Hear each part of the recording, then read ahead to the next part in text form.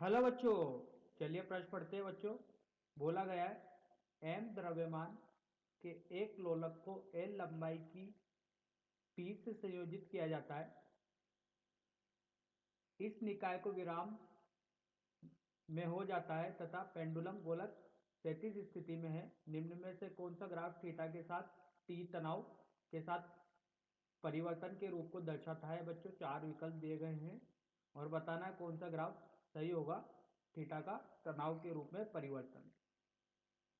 तो आइए बच्चों प्रश्न के लिए मुख्य उदाहरण की चर्चा करते हैं बच्चों।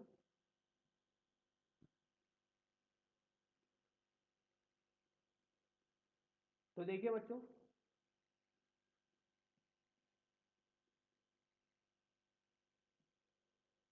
ये सरल लोलक बच्चों, कोई कण इन द्रव्यमान का जिसकी लंबाई डोरी की लंबाई एल है, यह अपनी साम्यावस्था स्थिति में या माध्य अवस्था स्थिति बोलते हैं बच्चों, इसी को साम्यावस्था बोलते हैं। इस पर लगने वाला कुल बल किसके बराबर होगा? शून्य के बराबर होगा। जब इसको थीटा विस्थापित किया जाता है बच्चों तो एक कण यहाँ पर आएगा। इस स्थिति में बच्चों इस पर तनाव बल इधर की तरफ रहेगा और इसका भार नीचे की तरफ होगा बच्चों। अगर बच्चों इसके दो घटक किए जाए तो ये थीटा, तो इधर होगा बच्चों एम जी कोस थीटा, जो एम जी कोस थीटा, और इधर होगा बच्चों एम जी साइन थीटा।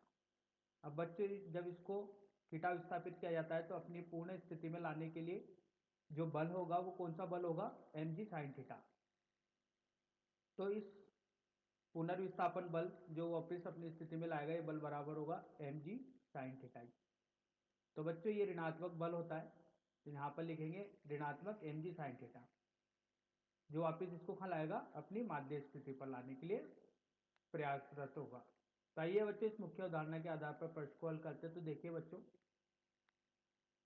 यहाँ पर ग्राफ दिया गया है बच्चों, ये थीटा विस्थापित किया है तो इस द्रव्यमान का, इस कण का द्रव्यमान m होगा।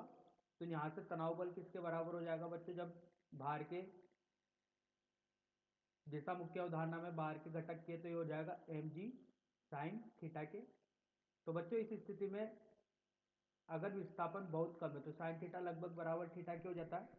तो तनाव बल बच्चों यहाँ से होगा ऋणात्मक एम जी थीटा के। तो बच्चों ये समीकरण बन रही है y बराबर एम एक्स प्रकार की, जिसका ढाल ऋणात्मक है बच्चों। तो ढाल ऋणात्मक है और समीकरण y बराबर एम एक्स प्रकार की बन रही है, मतलब किसी बिंदु से प्रारंभ होकर शून्य अवस्था में आ रही है। तो इसके लिए बच्चों विकल्प नंबर 3 सही होगा। सही विकल्प 3 नंबर 1 होगा, जो बच्चों कुछ सीधी रेखा की प्रकार को दर्शाते हुए और जिसका ढाल कैसा हो? ऋणात्मक हो। तो बच्चों ये समीकरण के अनुसार तीसरा विकल्प सही होगा। आशा करता हूँ बच्चों आपको यह समझ में आया होगा। धन्यवाद।